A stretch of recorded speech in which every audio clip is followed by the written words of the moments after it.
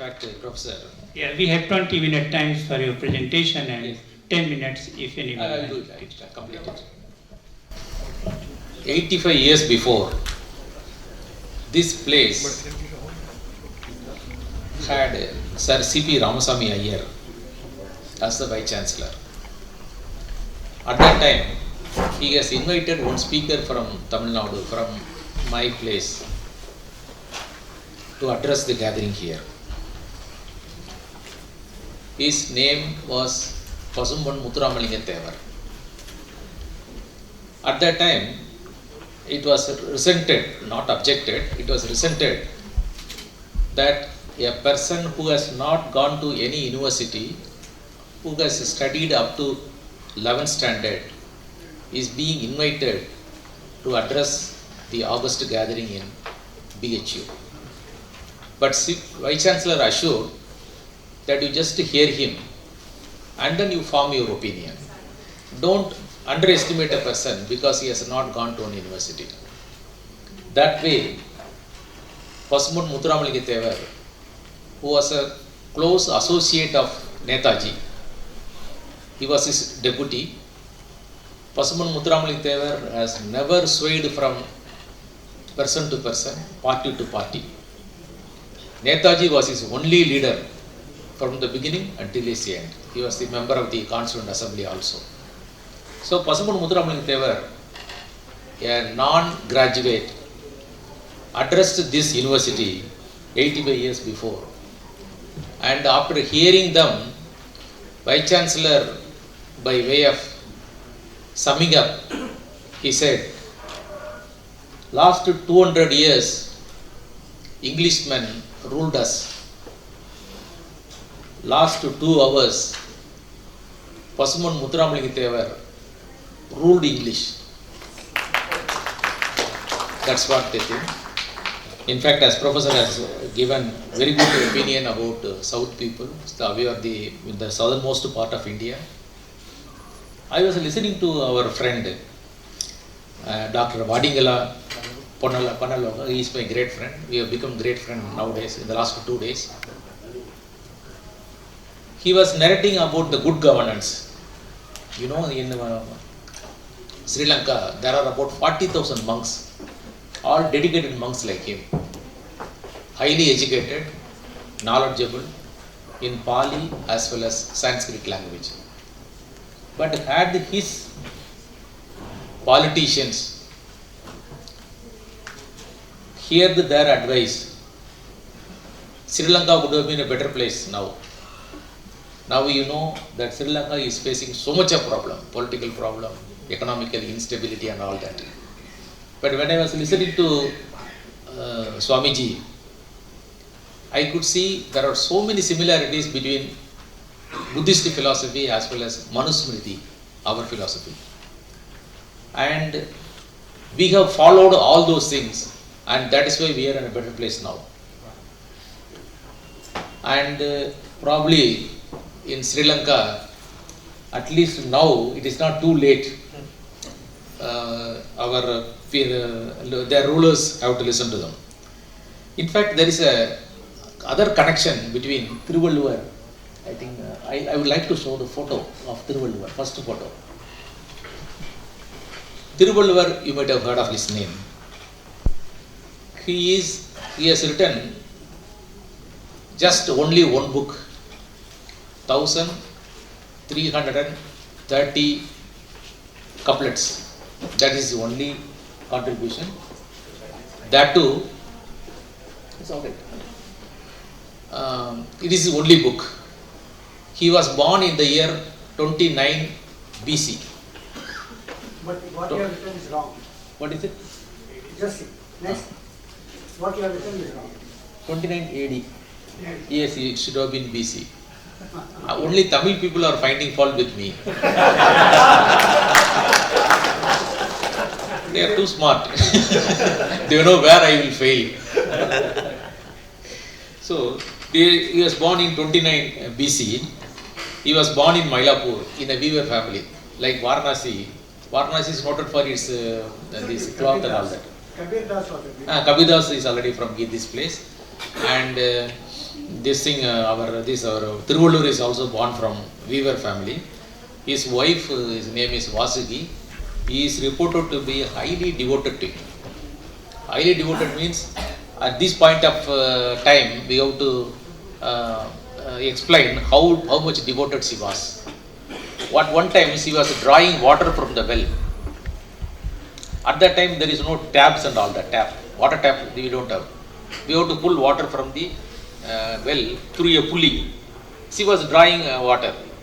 At that time a mendicant, a beggar, he came and asked for food. He asked for alms. Vasugi, give me some food and all that. He said, no, wait. At that time she left the pulley in the well and went and took the food and then gave it to the mendicant. So till such time, till she returns, the pulley was standing on the air. That was the power of chastity.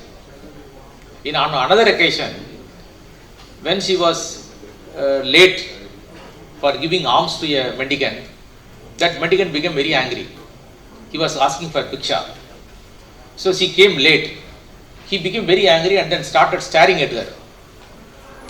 Normally that mendicant has a previous history.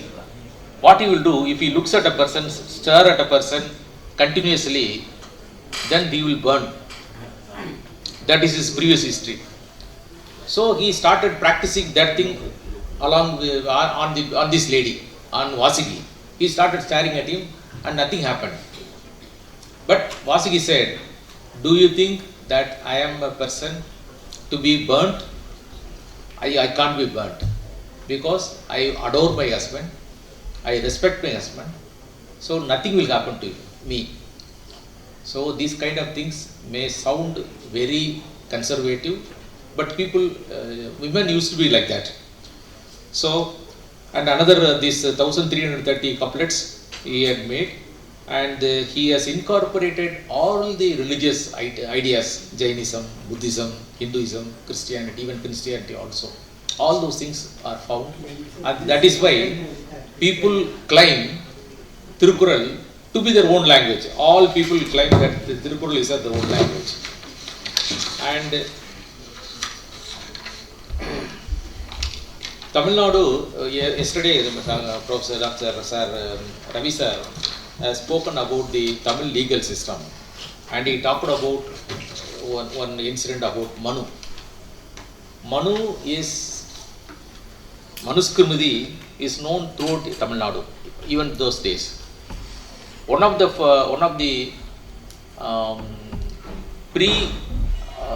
rulers of Chola king, Rajendra Chola, Rajaraja Chola, one of the predecessors name is Manu. Manu is a king, he is a predecessor to the 10th century Rajaraja. And Ramayana is known throughout Tamil Nadu because one Kambar has rendered Ramayana on the same basis of Valmiki with slight difference. In Valmiki, he is supposed to have taken Sita by hand. In Valmiki, there is a narration. But to suit our way of thinking in Tamil, he made it a slight difference. He said, instead of dragging her by hand, he took her by the earth. He was staying along the earth, he lifted her. So just to show that a lady should not be touched unnecessarily. So we know Ramayana, we know Mahabharata. In fact, throughout the Southeast Asia, starting from Burma, Malaysia, Singapore, and then up to Cambodia, Laos, all these places, even including this Indonesia, all these places, Ramayana, Mahabharata has spread only because of the Cholas. Because Cholas was the only rulers of Indian origin who have gone outside the borders of India. Other countries, they might have done only defensive thing, but offensive work has been done by Chola King, Rajaraja and Rajendra, and they had control and they had sway over those areas for more than 2-3 centuries through trade, not by aggressive means, by trade and goodwill. So through that, on those times, these things spread. Ramayana spread, Mahabharata spread, all these things, because my name is Rajendran. Rajendran is a Chola king's name. So whenever I go to Southeast Asia, I never find any difficulty, or those people never find any difficulty in pronouncing my name. If other people go, they will break your name into 2-3 pieces. But Rajendran can never be broken because it is a known name there. So Southeast Asia is noted for all those things, and we spread the Manusmriti and then our legal points. And about lady, yesterday I heard one good thing that Professor Swain has told. There is no difference between criminal law and civil law in the ancient society. And at the same time, there is no place for lawyers. All the cases have to be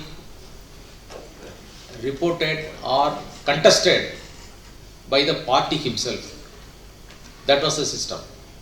Advocate system is introduced during British period, Mughals period, and even in this thing, that word still continues in Indonesia. In Indonesia, the chief is called not like chief minister.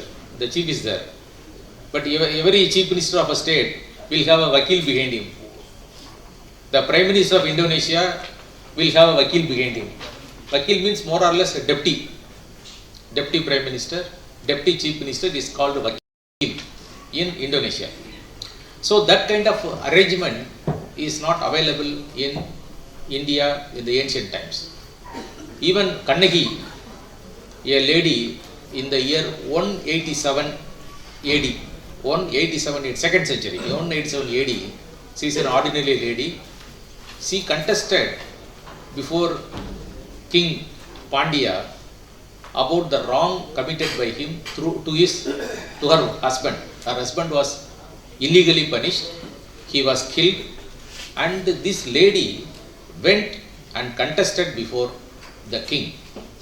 And see, as if whatever, you may be familiar with the plaint, how a plaint has to be drafted, how a counter plaint has to be drafted. You may be knowing all those things.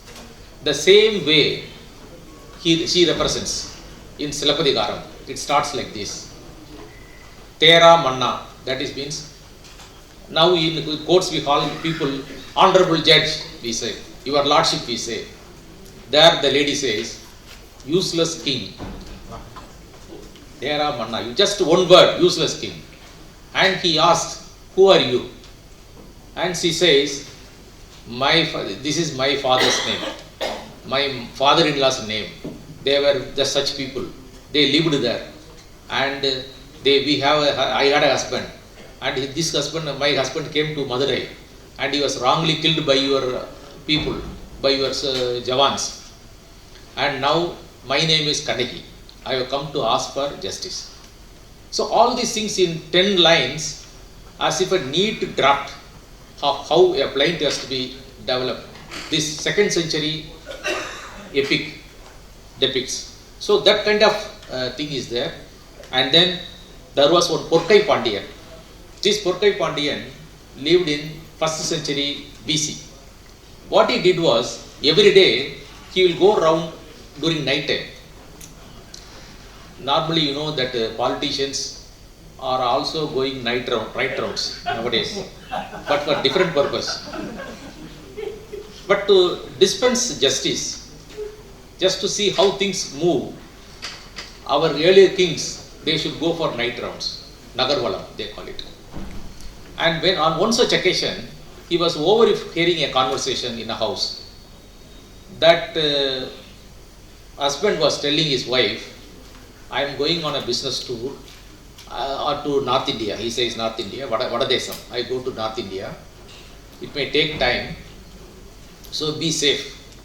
And that lady asked, during your absence, Who will give me protection? Then that's boy, there is lady, the gent said, merchant said, the king is there. No, no, I do not know the king. No, no, the king, you may not be knowing the king, but the king knows all of us. He has got a group of people who watch everyone. So you don't worry, you will be safe. And every day, every night, the king used to cross that house and then found everything is all right. After a month, there was a conversation hearing. In the road, he heard some conversation. And he thought that some stranger has come inside the house, and then he wanted to test it. He tapped the door. And then he found out that his real husband has come. So the husband opened, but by the time he is left, the king has left, knowing that the husband is there. But he should not have done, he had left. So the husband, as usual, most of the husbands are suspicious, especially if the wife is beautiful. The first thing husband will do is creating suspicion. So that lady may be good looking. So he started suspecting, I saw somebody tapping at your door. They do not know that I am here. So I think you have been carrying on this kind of business quite a long time. So this lady pleaded and then said, cried, and no, nothing happened about it. Then the king, what he did was, next day he came and tapped all the doors. It was a firefighting arrangement, just to stop the fire to grow more. But it had a negative effect. So all the people complained in the street.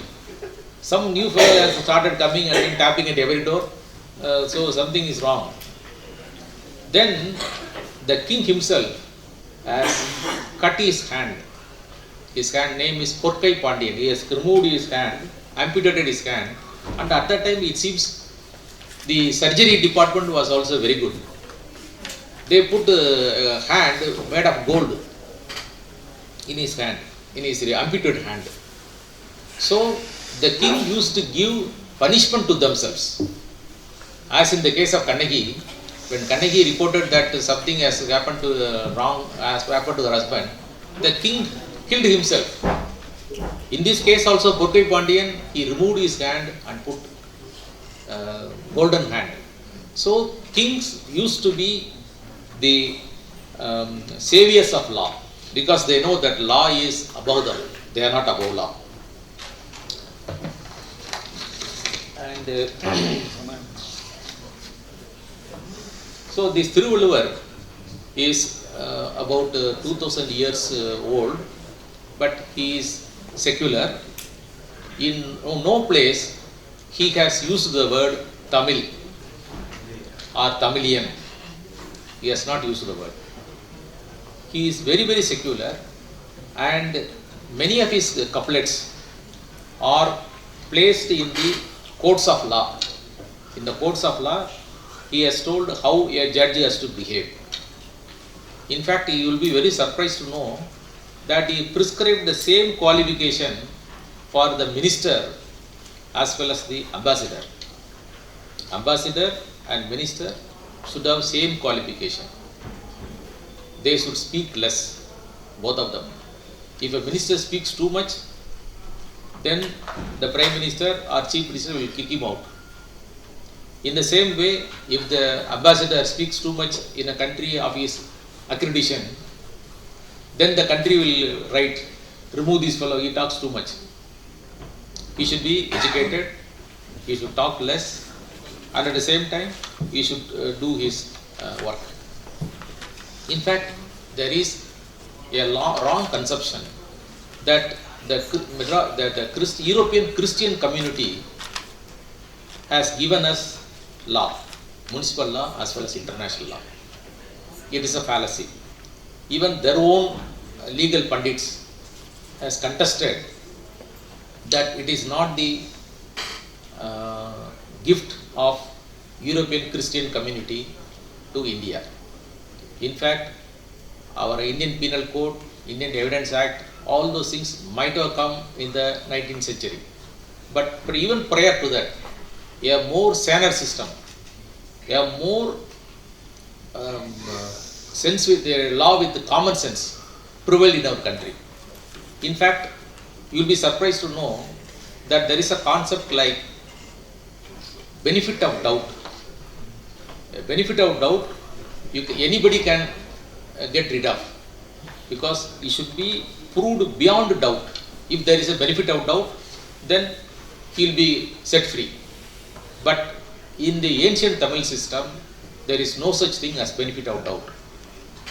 Necessarily, the person has to be found out, the culprit has to be found out and given punishment. Punishment may vary depending upon his age, depending upon his family circumstances, depending upon his caste. All those things, punishment may vary, but there is no concept like benefit of doubt. And at the same time, now there is a concept of, you may be knowing, the accusatorial system of prosecution. The culprit, the accused, has to claim, he can always claim ignorance. He can say that I don't know, all these things. But in those times, the person he cannot take credit under this defense. Now people, when in courts we have seen, if anything is asked, I don't know. If anything asked, I don't know. I do not know. You just check up all those things. So this kind of evasive reply you cannot give during the earlier times. So that kind of a saner system, it provides. And sir, how to identify culprits? Is there any principle to identify them? Sir, at that time they used all kinds of methods, not the third degree methods. They will use all kinds of methods. In some cases, even gods helped them by oracles. Oracles helped them, gods helped them. So that way they have brought all culprits to book. No culprit has escaped. For example, King Rajaraja, you may be knowing, his brother was killed. His brother Aditya Chola was killed. He was not found out for 15 years. He is a king. He should be the king because he was a number one line in the line of succession. He was number one. Aditya Kariyala was number one, but he was killed through a conspiracy. 15 years it was not found. On 16th year he was found out. One Ravidasan and his 5 associates were found out to be involved in the murder of the prince. So the king, Rajaraja, the second king, has given him punishment, but not a bigger punishment, minor punishment. 1 year conviction and then excommunication from the village and confiscation of his properties. Reason being, he is a Brahmin. Normally those times, Tamil kings have given respect to Manusura Smriti by letter and spirit. So they thought if a Brahmin person is given capital punishment, it will attract him Brahmahati dosam. That's why lesser punishment was given. And that way, in fact, Tiruvalluvar has found out that there is mens rea also, actus rea and mens rea. To constitute a crime, you should have mens rea and actus rea. In Tirukural it says, you should have seivinai, manattuimai, seivinai tuimai. Manam, heart and this thing.